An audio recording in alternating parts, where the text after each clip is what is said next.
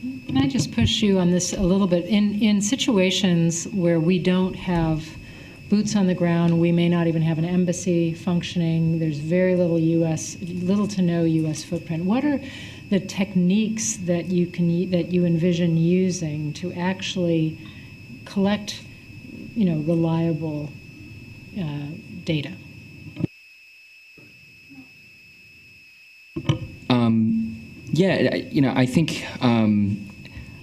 I think that's going to be obviously very context dependent and dependent on particularly the kinds of partner governments, partner forces you're working with.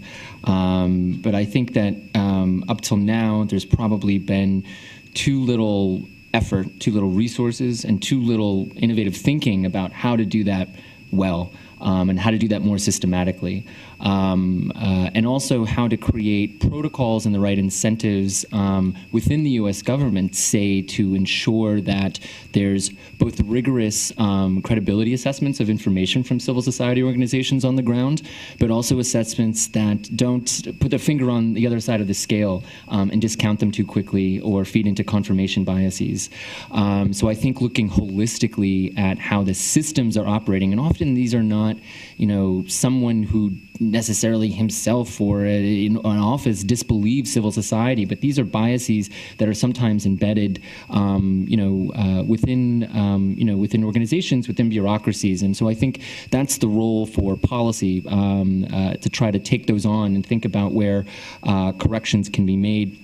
And in addition, to think about where targeted assistance, technical assistance, other kinds of assistance to civil society, to partner forces on the ground, say the ANSF in Afghanistan, who are now the ones who are going to be in charge of documenting and collecting information. Same with Kurdish forces in Iraq and Syria, and others, to make sure they have the tools to do that well and to do it rigorously. And oftentimes, I think that's not a huge amount of money, but that's money smartly spent and smartly directed with people who know how to provide that kind of assistance to people who I think really demand it. I just add very briefly. I mean, there are other actors at play here as well. I mean, in Iraq and Syria, obviously, it's an extremely difficult environment methodologically to get good data.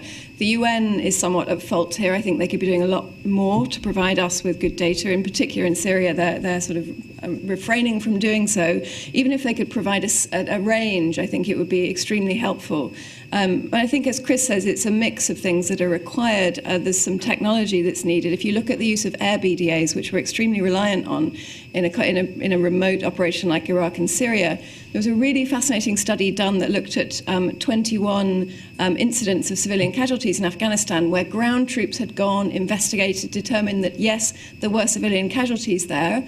And then somebody went back and looked at those air battle damage assessments, the video that's used to determine after an incident, after an operation, what the damage was caused. In 19 out of 21 of those CivCas incidents, they didn't see civilian casualties from the air video.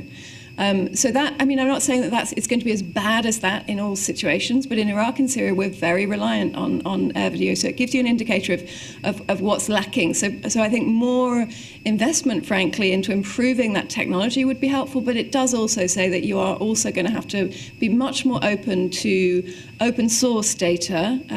The State Department is currently trying to provide some information to the Department of Defense of potential civilian casualty incidents. It's hugely under-resourced. It's basically one person scanning open source data from two countries in where multiple languages are being used.